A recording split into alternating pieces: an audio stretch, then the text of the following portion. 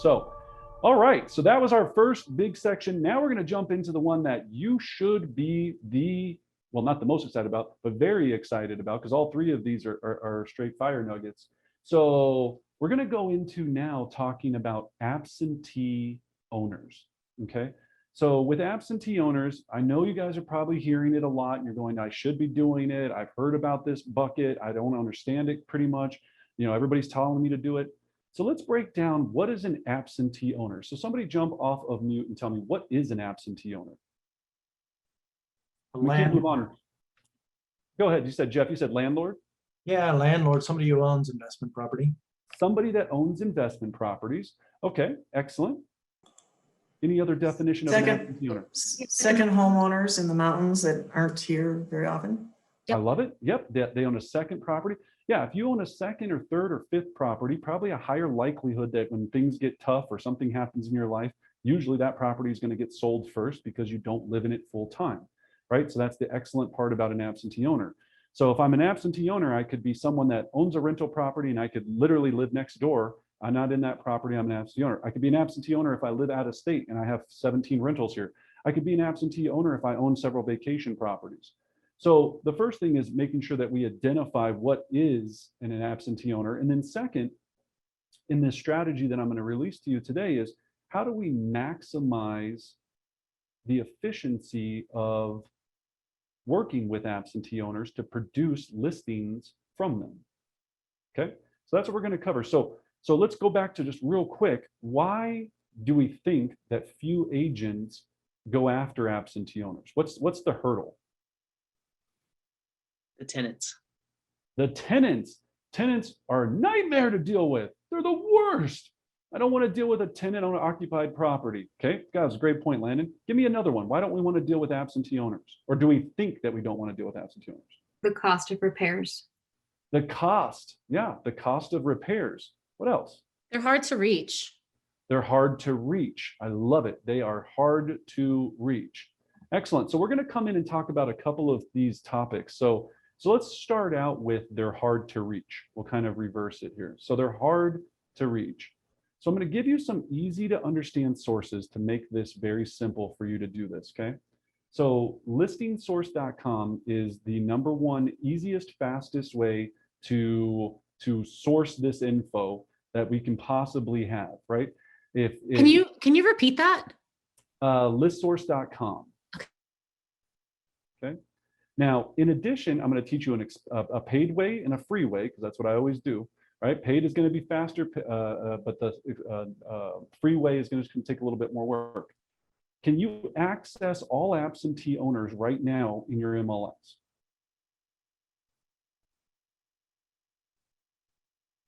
Yes, the answer is yes. If no one knew that, then we've got to move forward on that. So the answer is yes.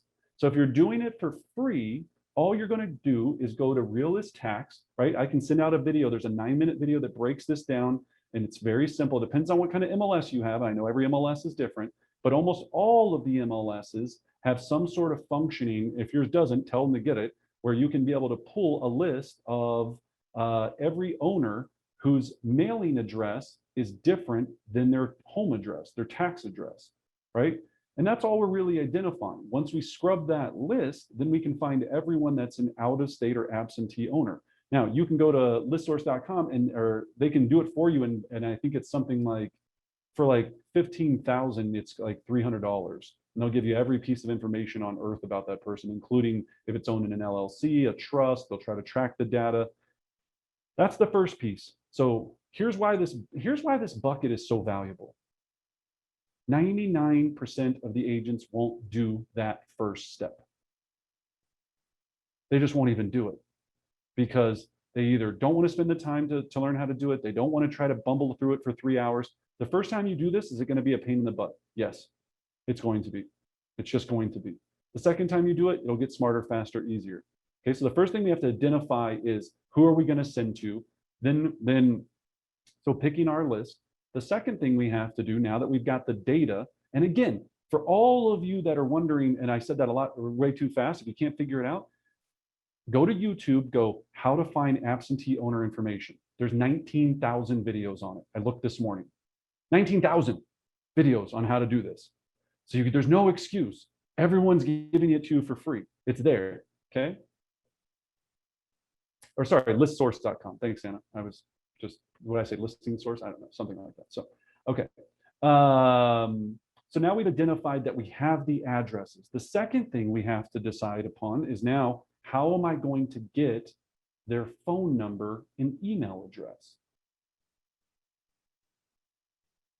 How do you do it? TruePeopleSearch.com, because I learned it from you. TruePeopleSearch.com. I love it. Thank you, Joanna. TruePeopleSearch.com. We use it every day, 95 times a day. That's the free way, right? That's the free way. Okay? If you're going to do this at the high level, you need to have what's called skip tracing software. Brendan, I didn't get into real estate to hunt down bad guys. No, but this is what you need when you play at this level. Okay. So there's a company called Nexus Lexus that you can apply for to be able to qualify to get this information. This is the same information, like if you get divorced and they're going to go serve you papers, this is how that guy finds you and goes, you've been served. That's the kind of data we're talking about. Data is everything. You can find out who owns the LLC. You can find out all of this information when you search hard enough. It's going to take some time to do this when you're really starting out, okay? It's worth the investment because, again, remember, now we just put a second layer. So we lost 99% of the agents. Now we're going to lose another 0.5% because now we got the information, but they're not going to go try to find the phone number and email addresses, okay? There are services out there that will provide you every email address. And again, just YouTube, skip tracing services. You can probably get it for like $1 per address. So if you're just starting with 100 absentee owners, $100. Best money you'll ever spend. Cool, cool. Or you can do it on True People Search for free.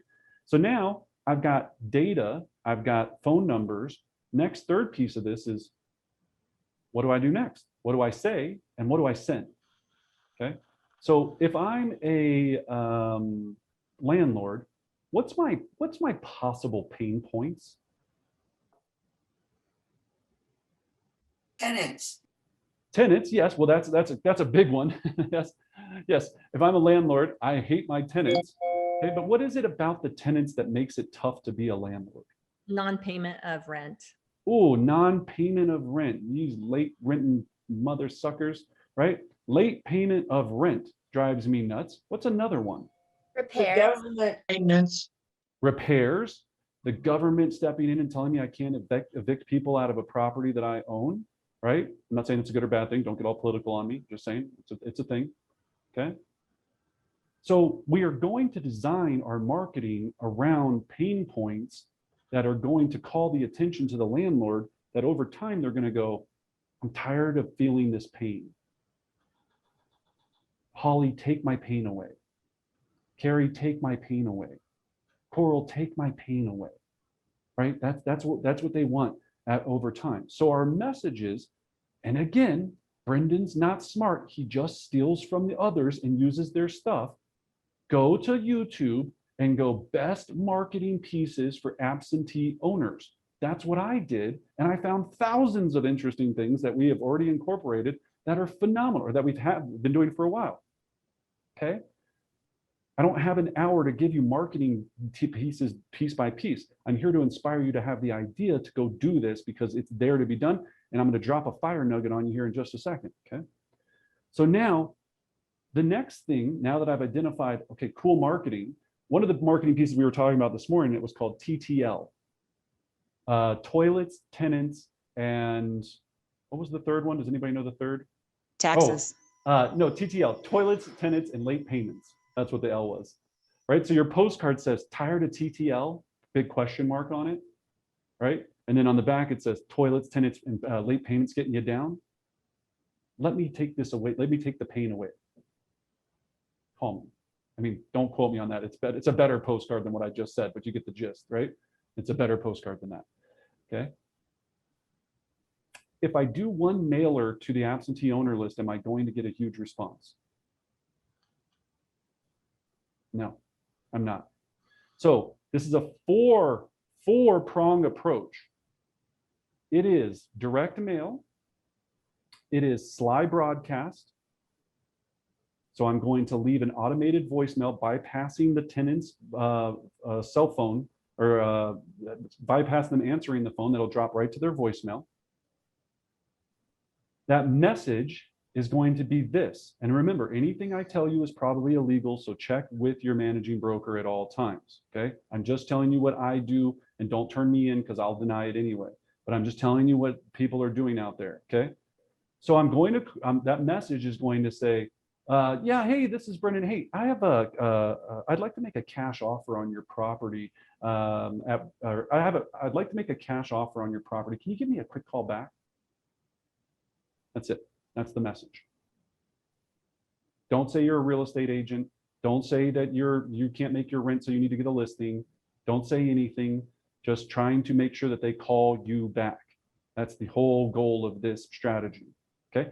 Now, on my team, I teach my team this, and I know how good they are, and they are amazing. The reason I'm able to tell the whole region this is because no one will do it. On my whole team, I had 2 people out of 12 on my team that did it. So no offense to you, I love each of you, but you're not going to do it. So I'm going to tell you all these fire nuggets, and that's why I'm so willing to share this with you. I hope you're the 2 out of the 100 or the 4 out of the 100, because there's so much market share here. It's unbelievable. All right. So sly broadcast. Then I'm going to use a company called Easy Text. And I'm going to follow that voicemail drop the next day with a text message. Now you're going to be asking, Brendan, since we have command, can we do this through Twilio and all this? Yes, you can. It's not as effective, but you can do it if you get it structured in there. I just like to use Easy Text. It's 0.04 cents per text. It's $40 for 1,000 phone numbers. Okay. So remember, direct mail, sly broadcast. Now, and here's another fire nugget that all of you should have. Write this phone number down. 267 sly dial. SLYDIAL. I probably slide dialed half of you on this session, and you didn't even know it. So slide dial, when you call that number, I'm available as soon as I prompt me to dial in whatever phone number I want. It'll bypass you calling you and get me the ability to leave you a voicemail. Why is that so powerful? Time. What were the first few digits of the phone number? 267 slide dial. A lot of people will call. Go ahead. Sorry, who was that there? This is Margaret. Oh, hey, Margaret. Go ahead. Hey, a lot of people will call back missed numbers. A lot of people will call back missed numbers, and I don't answer. That's fine. But you can. That's a good piece. So a lot of times I use slide dial when I'm dropping information that is not that pleasant. I use it in inspection objections, when I'm submitting a low offer to one of my sellers, and I let them just stew on this, and then I call them later after I tell them that I was trying to reach them. Okay, so you'll figure out all kinds of ways. You can break up with people using slide dial. That's a big use of it. You can do all kinds of things you want to do with slide dial. It's fantastic. Okay, so technology is what helps us on a lot of these things. So direct mail, sly broadcast, easy text. And then the fourth is two things. Either, on the fourth is I'm going to physically call them. Well, Brendan, shouldn't I just call them first? No, because when you do the 1,000 sly broadcasts, you're going to get about 17 people that are probably going to say that they have some sort of interest. You're going to get 40 people that tell you to go F yourself. You're going to get a lot of other people that tell you that they're going to hunt you down and kill you. I'm just kidding. They don't do that, right? I'm just trying to scare you away so all of my agents can have all of the market share, right? But you're going to start realizing that it's a numbers game. X amount, when I do X amount happens. Then the next prong, the next piece follows, the next piece follows, the next piece follows, the next piece follows. Then the last piece, what I guess would be the fifth piece, is an email campaign for the ones that I've been able to skip trace the email addresses for. And they're going to receive an email campaign for the next 8 weeks in a row.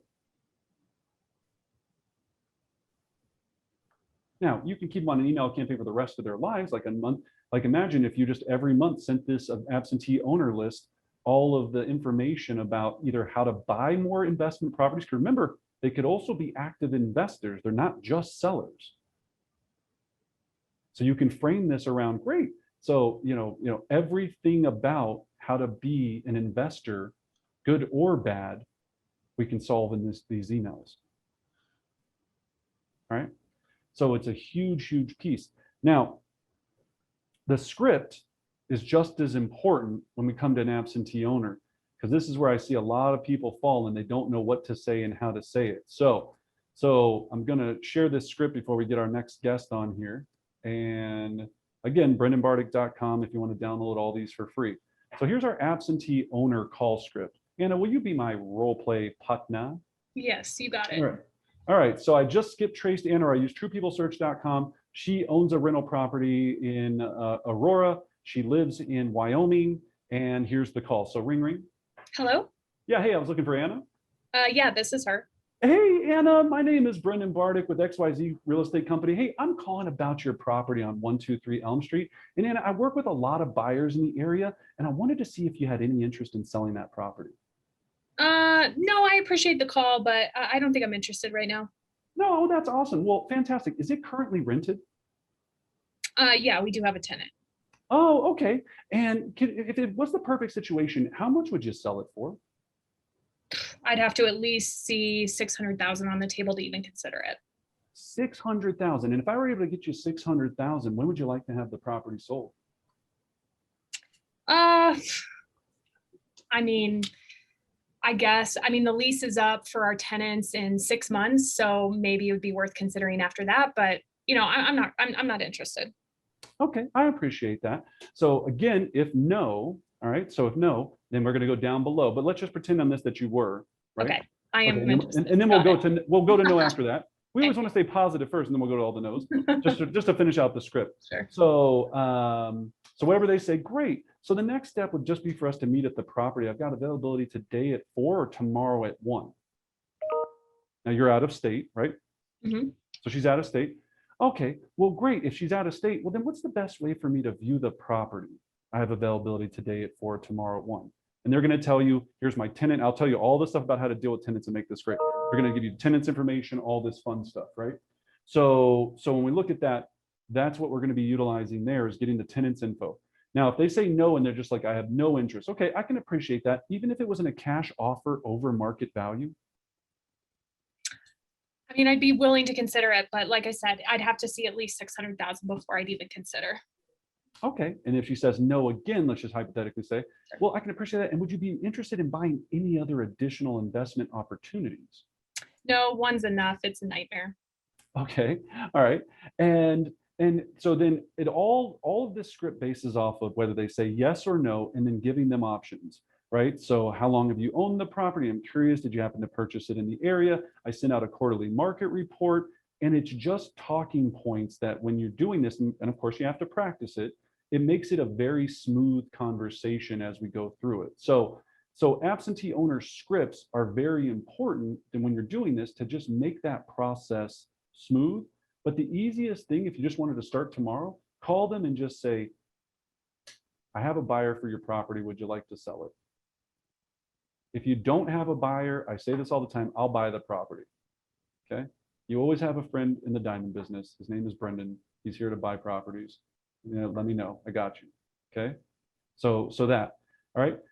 So now you've got a script. Now you know how to find them. Now you know how to call them. Now you know what YouTube is and how to learn from everyone else on there. There's no excuse left in your regiment except to put a plan together to execute. So the question in which I want you to write down is, on your piece of paper in front of you, is, I'm going to take my first absentee owner listing by April 30th. Just set an intention, right? Set the intention, and then let nothing stop you from going and getting that goal. You've now got 40 some odd days to take your first absentee owner listing. If you had to back out a strategy from April 30th to obtain that goal, what would you have to do with what we told you today? Daisy, did you have a question? Your hand was up. Yeah, I do have a quick question. So when you drop that voicemail, and you say, I have a cash offer for you. I'm just curious about like the follow-up on that. What if they call you right back and they're like, how much and who are you and this and that? It's a great question. I love it. I love it. So yeah, so when you're using the cash offer intro, right? So you go, great, I have a cash offer, over asking price cash offer. Again, don't do anything illegal, but just do what I'm telling you, okay? I have an over asking price cash offer. They're going to say, great, how much? Well, excellent. Well, the first thing I would need to do is take a look at the property. Can you meet me at the property? I always set the listing appointment, okay? And if they say, well, how can you know that you're going to give me an overprice asking cash offer for it? Or if you just say even a cash offer, forget the over asking price. That's just another layer of marketing, right? So you're going to give me a cash offer on my property? Yeah, absolutely. Well, how much? Well, again, I need to take a look at the property. Can we meet at it? So then either they meet you, if it's tenant occupied, and here's the thing about dealing with tenant occupied properties. The way that I go and see tenant occupied properties all the time, again, don't do what I do because it's probably illegal, is the way that I gain access to them is I let the landlord know, because they don't want, what's the landlord not want to do? They don't want to spook their tenant to give them any indication that they're wanting to sell the property, correct? Because then they're like, oh my gosh, my tenant will start looking for another place. What if I don't really sell it? So I always tell them that I'm going there to do a refi appraisal. Again, live in your own comfort zone. I'm just telling you what your competition is doing and what other people are doing. So I'm going in there, I'm not spooking the tenants. I'm taking a look at the property. After I view the property or meet the landlord there, then I call the landlord, let's say if they're out of state, and I say, excellent. So I took a look at the property. If the property would sell in perfect condition at whatever number, let's say it's 500,000. I did my market analysis. If it sells in perfect condition at 500,000, I'm going to offer them 70 cents on the dollar. Period, end of story. Okay. So I make that offer and they go, oh yeah, I wouldn't sell it for that. Okay, well, I appreciate that. That's for the cash offer system. Now, I also have several other options that I'd like to present to you. One of them being our maximum net program. That's the worst, that fire nugget, maximum net program. What is your maximum net program? Your 6% commission program, but you don't say 6% commission program because it sounds awful. So I would like to offer you my maximum net program. Well, what's your maximum net program? Well, all I need to do is get access to the property. I have multiple investors that are standing by to bid on your property as we speak right now. If you don't have investors that are willing to pay or buy an investment property right now, that's insane, especially where the market is at this moment. So I go, great. I go, all I need to do is get access. Well, I don't want to disturb my tenant. What if it doesn't sell? All of these things. Now I've got to make a path of solving the problem to make it as easy as possible for that owner to understand how I can work with this tenant. So here's how I work with tenants. I go, look, Jill, all you need to do is allow me to speak with the tenant. I'm going to make this process as easy as possible. Here's what I need from you as the landlord. Now, I'm going to bring you great offers. And when I bring you great offers, all I'm going to ask is that you tell the tenant that, or you allow me to let the tenant know that you're going to pay for 1 month of their rent for me disturbing them. In addition, you're going to pay for their house to be professionally cleaned. And when you allow me to do both of those things, John, I'm going to get you the greatest offer on this property possible, get you out of dealing with this property because I know you're tired of their late payments and all this stuff. And I'm going to get you onto another investment that's either better for you, or we're going to reallocate those funds into something else that's more suitable for your current portfolio. So all I need is the tenant's information. I'm going to call and coordinate. Then I call the tenant. When I speak with the tenant, I explain to them the exact process of how we're going to make this as easy and pleasurable as possible. I tell them I'm going to clean their house for them. I tell them that they're going to get a month's free rent if they cooperate with showings. I don't say it like that, like a cop, like I say it very nicely. And then I create showing blocks for the tenant that are so simple that anyone can access the property. So I go, look, Mr. Tenant, all I need to do is access your home for 4 hours a week from the hours of 12 to 4 on Sunday. Does that work for you? No, actually I work, or I'm at home during that time. Can I do a different time? Excellent. I need 1 block of time to get in there to be able to funnel everyone through to show that property, especially in this market. Does that make sense? Any questions on all of that? Yeah, Brendan, can you just kind of go back over the cadence of slide dial to text to call, right? Can we just get that time frame one more time from you? Yep. So slide broadcast first, then the easy text second day, then the email the third day, then the phone call the 4th day, 5th day, 6th day, 7th day, 8th day, 9th day, 10th day, email. Cool. Probably not going to be a good idea to door knock these properties, just for obvious reasons. Okay. Now, if they're here local, you can door knock their actual home. That is a door knock you can do. And if you go and door knock their home and they don't answer, all you're going to do is leave a little sticky note on their door that says, I have a couple of quick questions. Can you give me a call, on a yellow sticky note, and write your name? Never put your business card, never drop off a package, never do all of this fluff. You can't sell them if you can't speak to them. And curiosity will always get them to call you. I have a question.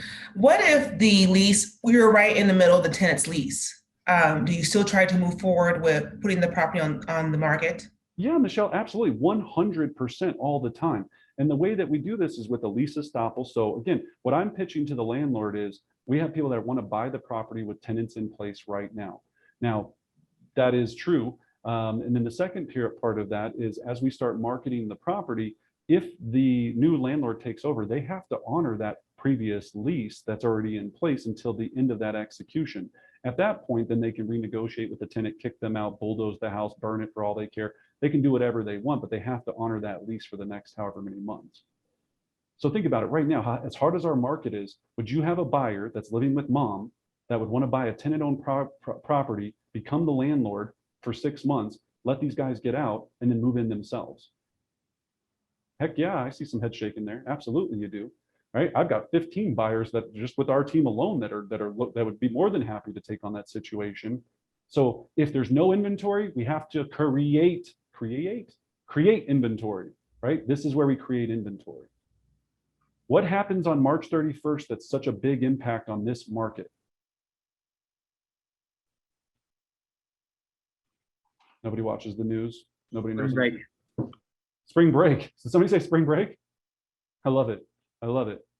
So the CARES Act ends on March 31st and gives people federally the ability to start evicting people from their properties. Tenants haven't been able to sell until this. They extended it twice. They did it for 6 months and now it ends March 31st. If you take advantage of this gold rush, it's on like Donkey Kong.